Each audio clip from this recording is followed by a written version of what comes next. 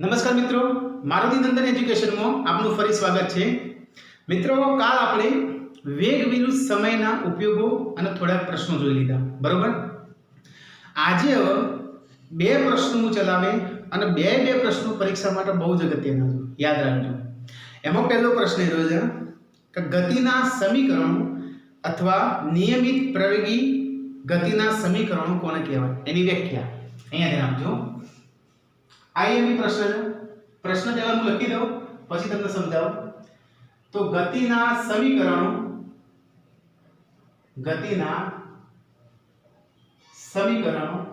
અથવા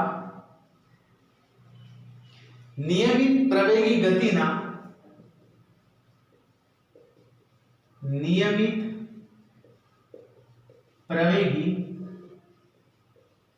ગતિના સમીકરણો કોને કહે છે? समीकरणों कोने कहे छे आनी पहला व्याख्या, बराबर। અને એમાં તે સમીકરણો જણાવો, એવો પ્રશ્ન। તે સમીકરણો જણાવો, ઓકે। તો સૌથી પહેલા એની વ્યાખ્યા લખીએ એના કરતા સૌથી પહેલા આપણે સમજી લઈએ, ધ્યાન આપજો। કોઈ પદાર્થ सुरेख पथ पर એટલે કે સીધી રેખામાં કોઈ પદાર્થ સુરેખ પથ પર ગતિ કરતો હોય ત્યારે એ પદાર્થનો વેગ, એ પદાર્થમાં ઉત્પન્ન થયેલો પ્રવેગ અને એ પદાર્થે એકમ સમયમાં કાપેલું અંતર વચ્ચેના સંબંધ દર્શાવતા સમીકરણને ગતિના સમીકરણો અથવા નિયમિત પ્રવેગી ગતિના સમીકરણો કહે છે। एकदम सिंपल व्याख्या है। जो कोई पदार्थ सुरेख पथ पर गति करतो होय तो ए पदार्थ में वेग એટલે કે તેનો વેગ, પ્રવેગ અને તે પદાર્થે એકમ સમયમાં કાપેલ અંતર વચ્ચેના સંબંધ દર્શાવતા સમીકરણને ગતિનું સમીકરણ કહેવામાં આવશે અથવા નિયમિત પ્રવેગી ગતિનું સમીકરણ કહેવામાં આવશે। આવશે વ્યાખ્યા લખાવો તો ચલો શું લખવાનું? बोलो, जो कोई पदार्थ सुरेख पथ पर, क्या पथ पर? सुरेख पथ पर, जो कोई पदार्थ सुरेख पथ पर અને એમાં પાછી ગતિ એની કેવી હશે ખબર છે? અચળ પ્રવેગી, એ શબ્દ ખાસ લખવાનો બરાબર। સુરેખ પથ પર अचल प्रवेगी गति करतो होय तो जो कोई पदार्थ सुरेख पथ पर अचल प्रवेगी गति करतो होय तो तेना वेग, प्रवेग अने एकम समयमो कापेल अंतर, एकम समय में कापेल अंतर वच्चेना संबंध दर्शावता वच्चेना आ त्रणेय त्रण वस्तु, बराबर, वेग, प्रवेग અને અંતર संबंध दर्शावता समीकरणने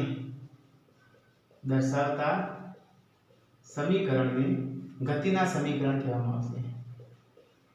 गतिना समीकरण अथवा गतिना समीकरण ना कहेवुं होय तो एनुं बीजुं नाम नियमित प्रवेगी गतिना समीकरण कहेवाय। नियमित प्रवेगी गतिना समीकरण ख्याल आव्यो? तो पदार्थ सुरेख पथ पर अचल प्रवेगी गति करतो होय तेना वेग, प्रवेग અને એકમ સમયમાં કાપેલું અંતર આ ત્રણે ત્રણ સાંકળતું કોઈ સમીકરણ હોય એને ગતિના સમીકરણ કહેવાય, બરાબર। હવે એમાં અલગ અલગ વસ્તુ, પહેલા આપણે વેગ અને સમય વચ્ચેનો સંબંધ દર્શાવતું સમીકરણ લઈએ।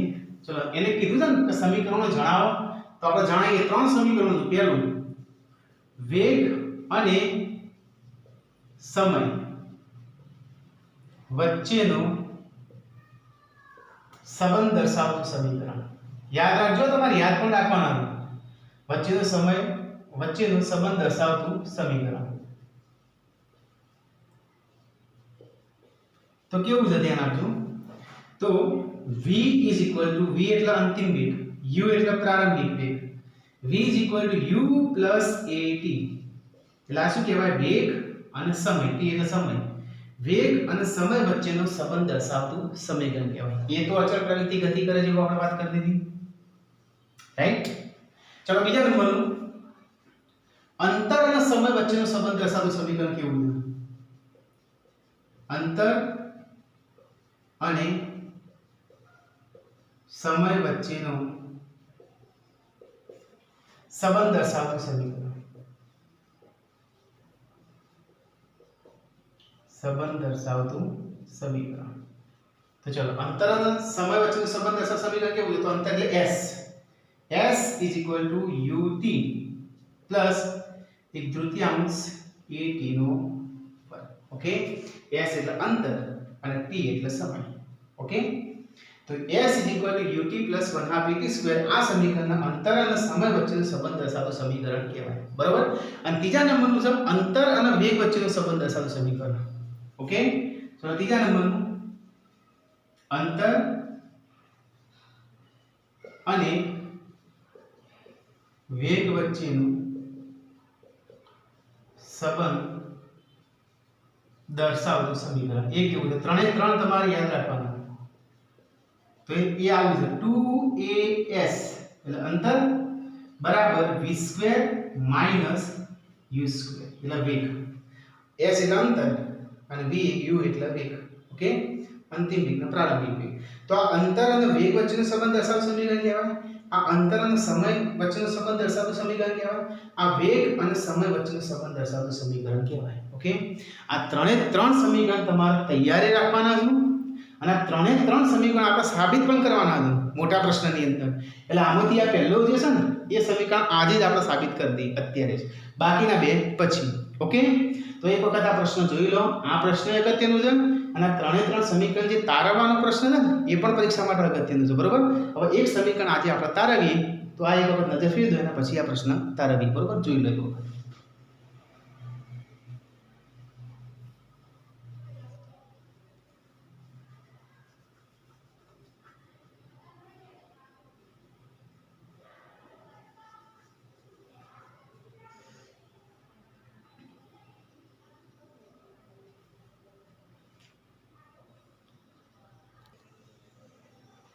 चलो अब मैं तुमने पहला बात करी कि पहलू समीकरण आप साबित करिए ये प्रश्न बे रीते पूछाय जाए સૌથી પહેલા તમે આઈએમપી લખી તો પરીક્ષામાં પૂછાવાની પૂરેપૂરી શક્યતા છે બરોબર એક આ રીતે પૂછાય કે સુરેખ પથ પર અચળ પ્રવેગી ગતિ માટે જે વ્યાખ્યામાં હતું સુરેખ પથ પર અચળ પ્રવેગી ગતિ માટે વેગ અને સમય વચ્ચેનો સંબંધ દર્શાવતું સમીકરણ આલેખની રીતે મેળવો આ રીતના શબ્દમાં પણ પૂછાય વેગ અને સમય વચ્ચે મેં હમણાં હાલ લખાયા એમાં વેગ અને સમય વચ્ચેનું સમીકરણ કેવું છે એ આપણને મોઢે ખબર હોવી જોઈએ જો આ રીતે પૂછાય તો અથવા જો આ રીતે પૂછાય કે આલેખની રીતે સુરેખ પથ પર થતી અચળ પ્રવેગી ગતિનું સમીકરણ v u at તારો અથવા મેળવો તો v અને u એટલે વેગ કહેવાય અને t એટલે સમય કહેવાય થઈ ગયું વેગ અને સમય વચ્ચેનો સંબંધ દર્શાવતું સમીકરણ આ રીત છે v u at જે હમણાં આપણે લખાયું ઓકે હવે આલેખની રીતે તારવામાં જે 3 માર્ક્સનો આપણો મોટો પ્રશ્ન છે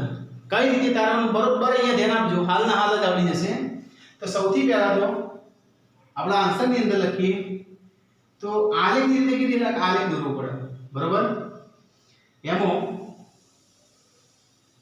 આ x અક્ષ અને આ y અક્ષ ઓકે અહીંયા ઉગમ બિંદુ આપણે ઓ લઈ લઈએ ધ્યાન આપજો હવે પદાર્થ જે છે એ પદાર્થ આ એ બિંદુ આગળ ધ્યાન આપજો પદાર્થ એ બિંદુ આગળ એનો પ્રારંભિક વેગ u સાજે હું બોલું છું ને બધું લખવાનું છે હું નીચે લખું છું પણ પદાર્થનો બિંદુ એ આગળ પ્રારંભિક વેગ u તે અચળ પ્રવેગી ગતિ કરીને અહીંયાથી ગતિ કરી અચળ પ્રવેગી એટલે વેગમાં વધારો થાય અચળ પ્રવેગી ગતિ કરીને એ બિંદુ b આગળ પહોંચે એટલે અંતિમ વેગ v ધારણ કરશે અહીંયા તૂટક રેખાથી આપણે બતાવવું પડે અને અહીંયા એનો અંતિમ વેગ v લખી દઈએ ઓકે શરૂઆતનો પદાર્થનો પ્રારંભિક વેગ છે u એ બિંદુ આગળ એ અચળ પ્રવેગી a થી ગતિ કરી અંતિમ વેગ v ધારણ કરશે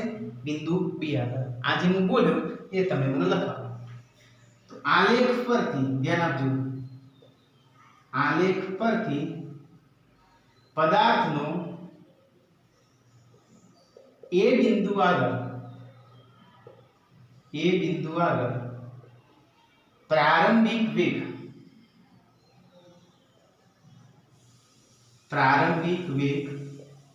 u છે.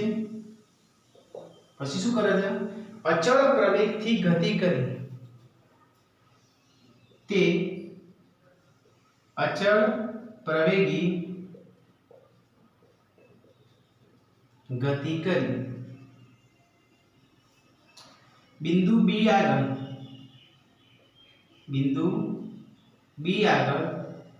અંતિમ વેગ v ધારણ કરે છે. ખ્યાલ આવે છે? તો આ આપણે વાત કરી વેગની, પદાર્થનો પ્રારંભિક વેગ અને અંતિમ વેગની વાત કરી, બરોબર. હવે એ પદાર્થે જે વેગ ધારણ કર્યું છે એના માટે સમય તો લાગશે જ નહીં, લાગે? કોઈ પણ પદાર્થ ગતિ કરે તો સમય તો લાગે ને. તો આ આપણા આલેખની અંદર જે સ્વતંત્ર રાશિ હોય એના x અક્ષ પર લઈએ એટલે સમય આમ કરી નામ, ઓકે. અને આ વેગ છે એટલે અહીંયા વેગ આમ કરી નામ, ઓકે. તો આપણે એવું સ્વીકારીએ કે પદાર્થ જે છે એનો શરૂઆતનો ટાઈમ t બરાબર 0 ટાઈમ અને અંતિમ વેગ અહીંયાથી નીચે ઉતરવાનું અને અંતિમ વેગ t બરાબર t સમય અહીંયા આવે છે, ઓકે. આ સમયગાળો કેટલો છે? t, જે મેં લખ્યો નથી, ઓકે. a b અહીંયા કોઈ બિંદુ લઈ લઈએ આપણે c, પણ સમયનો ઉલ્લેખ ફરજિયાત કરવો પડે આપણે. તો પદાર્થનો t બરાબર o બિંદુ આગળ t બરાબર 0 સમય કહેવાય અને c બિંદુ આગળ t બરાબર t સમય કહેવાય, ઓકે. ચલો અહીંયા જુઓ. તો પદાર્થ t બરાબર 0 સમયથી t બરાબર t સમય સુધી ગતિ કરે છે, ઓકે. એટલે આપણે સમયનો ઉલ્લેખ કરી દીધો, રાઈટ. હવે શું કર્યું આપણે? તો તમે જુઓ, બિંદુ b માંથી x અક્ષ પર આ x અક્ષ કહેવાય અને y અક્ષ કહેવાય. બિંદુ b માંથી x અક્ષ પર એક લંબ દોરી દીધું અને બિંદુ b માંથી y અક્ષ પર એક લંબ દોરી દીધું, ઓકે. ચાલો એ વસ્તુ લખી દઈએ. બિંદુ b માંથી x અક્ષ પર BC નામ આપી દીધું, BC લંબ તથા y અક્ષ પર અહીંયાથી y અક્ષ પર b અને કોઈ નામ આપી, આ તો વેગ છે, બરોબર. અંતિમ વેગ b અહીંયા લખી દઉં, b અને માનો કે d નામ આપી દઈએ એટલે કે BD. y અક્ષ પર BD લંબ દોરો, ઓકે. બે બિંદુઓમાંથી x અક્ષ પર BC લંબ દોર્યો અને બે બિંદુઓમાંથી y અક્ષ પર BD લંબ દોર્યો, ઓકે. હવે શું કરીએ? તો ચલો હવે ધ્યાન આપજો. એ બિંદુ જે છે એ આ OC જે છે, OC ને સમાંતર કોઈ રેખા આપણે દોરતી, ગાંઠી દોરી હોય તો દોરતી. OC ને સમાંતર રેખા દોરી દીધી, જે વને જો ટચ કરે એ કણ E નામ આપી દીધી, રાઈટ. હવે OC આ OC છે, આ સમાંતર લખાણ પણ રેલના પાટા જેવી. OC ને સમાંતર રેખા AE રચો, OC ને સમાંતર રેખા AE રચો. ચલો આટલી ક્રિયા કરી દીધી. શું કર્યું આપણે? તો અહીંયા a આગળથી અચળ પ્રવેગી ગતિ કરી b આગળ પહોંચ્યા, ઓકે. t બરાબર 0 સમયથી t બરાબર t સમયગાળો લીધો. b માંથી લંબ દોર્યો x અક્ષ પર, b માંથી લંબ દોર્યો y અક્ષ પર અને OC ને સમાંતર રેખા AE દોરી દીધી. હવે આ એક લંબચોરસ બની જાય A E C અને O, રાઈટ. એટલે જે માપ AO નું હોય એ જ માપ EC નું કહેવાય. એટલે અહીંયા માં લખાય OA is equal to જે માપ OA નું હોય એ જ માપ EC નું કહેવાય. તથા એવી રીતના આડું જે માપ AE નું હોય એ જ માપ OC નું કહેવાય. એટલે કે AE OC. ઓકે, કોઈ પણ બાબત આપણે બાકી રાખવી નથી. ઓકે, પછી તમે જેટલું લખો એટલું. તો OA EC and AE OC. Right? આટલી ખબર પડી ગઈ.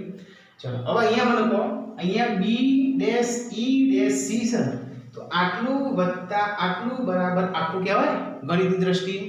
B dash E dash C અહીં B dash E dash C B dash E dash C હોવાથી BE વત્તા EC બરાબર BC આખું. ઓકે, ચલો હવે એમાં આ EC જે છે મારે EC નહીં લખવું. EC ની જગ્યાએ હું OA લખી શકું. EC ની જગ્યાએ શું લખી દઉં? OA. તો કેવું થાય? BE IM9 વત્તા EC. તો EC નહીં લખું, EC ની જગ્યાએ હું લખું OA બરાબર BC. રાઈટ? ચલો હવે OA એટલે અહીંયા 0 હોય અને અહીંયા U હોય, એટલે OA નું મૂલ્ય કહેવાય U, પ્રારંભિક વેગ. યાદ રાખજો, મૂલ્ય મૂકું છું હું. OA નું મૂલ્ય કેટલું કહેવાય? U. BC ની આપણે વાત કરીએ, આ પ્રારંભિક વેગ U કહેવાય. બરાબર? B એટલે આટલાથી તે છેક આટલા સુધી, એટલે એનો અંતિમ વેગ કયો છે? B. કયો છે? B. એટલે આ અંતિમ વેગ કહેવાય. આટલાથી આટલો પ્રારંભિક વેગ કહેવાય U, અને આટલાથી આટલો આખો ઓમ જ ગણાય, અહીંયા ગણાય પણ એ નથી, અહીંયા સાઈડમાં છે, એટલે અંતિમ વેગ કહેવાય B. મતલબ BC ની વેલ્યુ છે V અને OA ની વેલ્યુ છે U. ખબર ના પડી હોય તો પૂછો. અહીંયા પોઈન્ટ જે છે પદાર્થનો એ પ્રારંભિક વેગ છે, બરાબર? તો 0 થી U એટલે કયું કહેવાય? U જ. અને અહીંયાથી 0 થી પદાર્થ અહીંયા અંતિમ સ્થાને પહોંચે, એટલે આટલાથી આટલું જ માપ લેવાય, એટલે આ માપ V જ કહેવાય. આ લખ્યું છે ને V, પણ એ પદાર્થ અહીંયા પહોંચે એટલે એનું જ માપ અહીંયા કહેવાય. એટલે અંતિમ વેગ કયો કહેવાય? મતલબ BC ની કિંમત છે V અને AO ની કિંમત છે U. મૂકાવો તો BM9 BE આટલાથી આટલો ભાગ, આટલાથી આટલા ભાગનો કોઈ કશું જ નહીં, BEM9 બરાબર. તો BE વત્તા OA ની કિંમત કેટલી લીધી?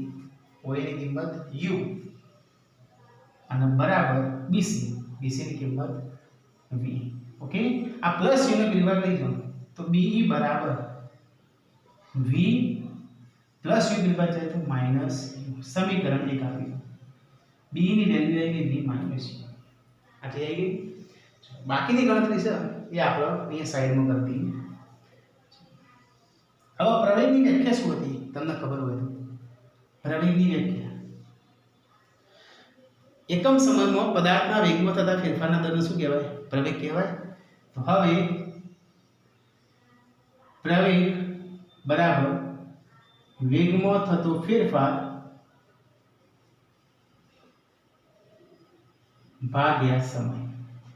હવે આલેખની રીતે આપણે ગણવા છે, પ્રવેગનું સિમ્બોલ છે A, બરાબર? વેગમાં થતો ફેરફાર તો અંતિમ વેગ માઈનસ પ્રારંભિક વેગ એ થાય. વેગમાં થતો ફેરફાર એટલે અંતિમ વેગ કયો છે? B અને પ્રારંભિક વેગ કયો છે? A, બરાબર? એટલે આપણે BA એટલે B થી A સુધી લઈએ, રાઈટ? તો પદાર્થની અંદર વેગમાં થતો ફેરફાર ભાગ્યા સમય. ચલો તો વેગમાં થતો ફેરફાર તો અહીંયા જુઓ B અને આ અચળ પ્રવેગથી ગતિ કરે છે, બરાબર? એટલે એ અહીંયાથી અહીંયા લઈ લો એટલે B અને પછી અહીંયા આવે છે, બરાબર? એટલે A, પણ A ના લખવો હોય તો માં શું લખાય? E લખાય. જોઈ લો, આમ તો આ થાય પ્રવેગ કયો થાય? વેગમાં થતો ફેરફાર એટલે કે અંતિમ B અને શરૂઆતમાં A. ઓકે, તો B એમ નહીં રાખવું અને પછી A, તો A નહીં લેતો હું એ બિંદુ, કારણ કે અહીંયા A બિંદુ નહીં આવે, પણ એની જગ્યાએ હું એની સમાંતર રેખા દોરી દે એટલે E બિંદુ લઈ શકું. આ આટલેથી આટલું, આ એ વેગમાં થતો ફેરફાર જ કહેવાય. જેમાં આ વેગમાં થતો ફેરફાર કહેવાય એમ આ ભાગે શું કહેવાય? વેગમાં થતો ફેરફાર. અંતિમ વેગ B અને પ્રારંભિક વેગ E. જે પ્રારંભિક વેગ A હતો ને એની એ જ વસ્તુ છે, પણ આ ભાગ કારણ કે એની કિંમત છે ને એટલા માટે BE. ઓકે, એટલે વેગમાં થતો ફેરફાર કયો કહેવાય? BE. વેગમાં થતો ફેરફાર ની જગ્યાએ હું શું લખી દઉં? BE. અને સમયની વાત કરીએ, ચલો સમય કેટલો લાગે છે? અંતિમ સમય c અને પ્રારંભિક સમય o, એટલે co, બરાબર? કયો કહેવાય? co. અને co ના લેવો તો તમે a લઈ શકો, બરાબર? એટલે co આપણે લખી દઈએ, ચલો oc અથવા co, બરાબર? અહીંયા સમય છે t, તમને મેં શરૂઆતમાં કીધું, અને અહીંયા 0 સમય છે. t ઓછા 0 એટલે કેટલો કહેવાય? t જ કહેવાય. તો a be, b ની કિંમત સમીકરણ 1 માંથી મૂકો. b ની કિંમત કેટલી છે? b minus u. અને oc ની કિંમત કેટલી? તો oc ની કિંમત, c ની કિંમત t અને o ની કિંમત 0. એટલે t માંથી 0 બાદ કરો, મોટામાંથી નાનું બાદ કરો. t ઓછા 0 એટલે t લખું, ચાલો? ખબર પડી ગઈ? હવે t અને a નો ગુણાકાર એટલે at બરાબર v માઈનસ u. ઓકે, ચલો માઈનસ u ના આ સાઈડ થાય તો at માઈનસ u આ સાઈડ આવે તો પ્લસ u થાય બરાબર v. જોઈ લેજો, v બરાબર મારા આવી રીતના લખ્યું, v બરાબર u પ્લસ at. વસ્તુ તો એના જ છે ને, પહેલા એવું જરૂર નથી ચોપડીમાં આપ્યું એના જ લખ્યું. સમજવાની બહુ અગત્યની વસ્તુ. કદાચ ખબર ના પડે તો આમાં ખબર ના પડી હોય તમને. વેગમાં થતો ફેરફાર ફરીથી હું કહી દઉં. વેગમાં થતો ફેરફાર એ કયો કહેવાય? તો અંતિમ વેગ b અને પ્રારંભિક વેગ a, એટલે ab કહેવાય, રાઈટ? પહેલી દ્રષ્ટિથી આવે ab એ વેગમાં થતો ફેરફાર, અંતિમ વેગ b અને પ્રારંભિક વેગ a. પણ અહીંયા ab માં સમીકરણ નહીં થાય, તો b એમને એમ રાખ્યું. આ a સાથે સમાંતર બિંદુ e એટલે a ની બે બિંદુ એક જ જેવા કહેવાય પાછા. a અને e એ બે એક જ જેવા કહેવાય, ખ્યાલ આવે ને?